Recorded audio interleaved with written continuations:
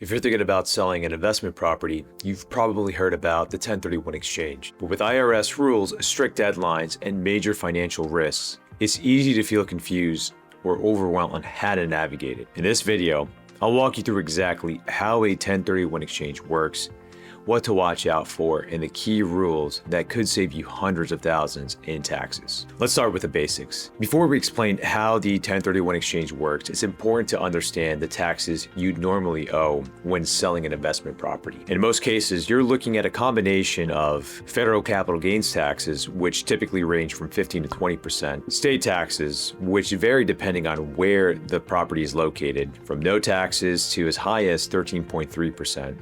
Depreciation recapture, which is taxed at a flat 25% rate, and net investment income tax, or NIIT, which is an additional 3.8% for high earners. Now combined, this can amount to 25, even up to 40% of your total gain gone to taxes. And that's why many investors are turning to the 1031 exchange. A 1031 exchange is named after Section 1031 of the IRS code, which allows real estate investors to defer capital gains taxes when they sell an investment property.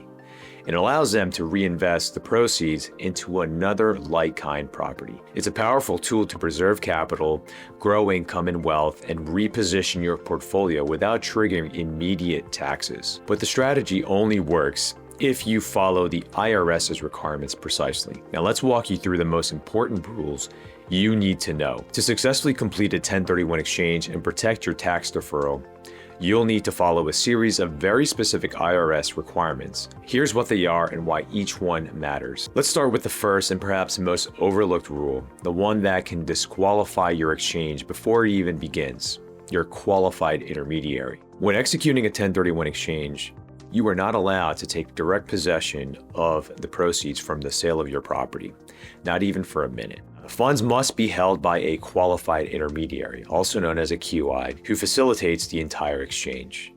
This is not optional, and if your funds hit the bank account, the IRS will consider the sale taxable. So we recommend working with your QI closely from the outset to ensure timelines and fund transfers are handled properly. Any misstep here could jeopardize your entire exchange. Timeline requirements. The clock starts the day your relinquished property closes. From there, you have 45 calendar days to identify potential replacement properties and 180 calendar days to complete the purchase of one or more of those properties. Now, these windows run concurrently, not consecutively. That means if you close on the sale today, you still have 180 total days to complete the exchange, regardless of when you identify. These deadlines are strict and there are no extensions, even if the 45th or 180th day falls on a weekend or holiday. The one exception is when a property falls within a declared federal disaster zone, and the IRS may in fact grant an extension at that point. Identification rules. Within that 45-day window,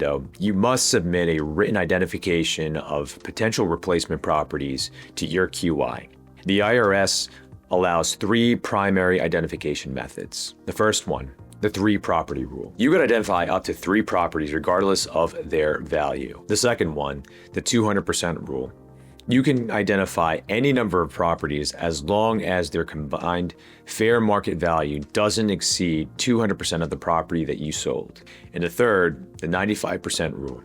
You can identify more than 3 properties exceeding the 200% limit, but you must close on at least 95% of the total value that you've identified. And most investors that we work with often use the 3-property rule and at times the 200% rule. So if your identification isn't submitted on time or doesn't meet one of these rules, your exchange may be disqualified. Like-kind requirement. The property that you sell and the one that you buy must be like-kind, but that doesn't mean that they have to be the same type of real estate. You can exchange a multifamily building for a net lease retail property, or a vacant land for an office building. The key is that both properties must be held for investment or productive use in a trade or business. Personal residences, vacation homes primarily used for personal use, and property held for resale like fix and flips generally do not qualify. Equal or greater value.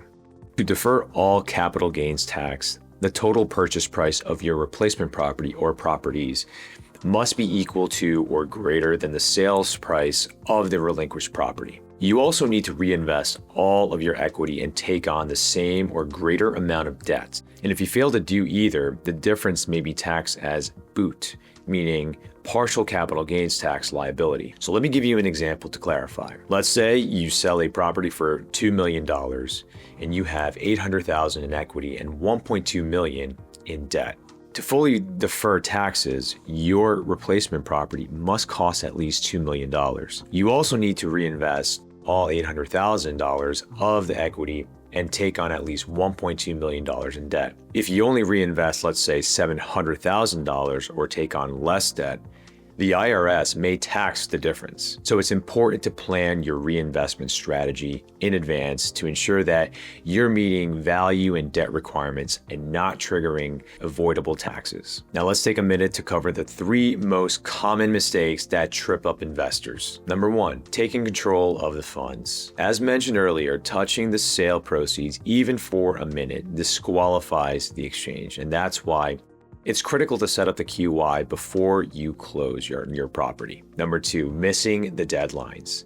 The 45-day and 180-day deadlines are absolute. So many investors get caught off guard by delays, financing issues, or slow property searches. Without a backup plan or professional support, it's easy to miss this window. Number 3, lack of preparation. The best exchanges are proactive, not reactive. Waiting until your property is in escrow to start thinking about what's next can lead to rush decisions, poor property selection, or failed identification. Preparation and guidance are key for a successful 1031 exchange. The 1031 exchange is a powerful strategy, but it also is a complex one. The IRS gives you the opportunity to preserve wealth and grow your portfolio tax-deferred, but only if you navigate the process correctly. If you're exploring whether a 1031 exchange makes sense for your investment strategy, be sure to check out the resources that we've linked below. Download our free 1031 exchange guidebook or book a call to get your questions answered. Thanks for watching, and don't forget to like, subscribe, and hit the notification bell for more videos on building wealth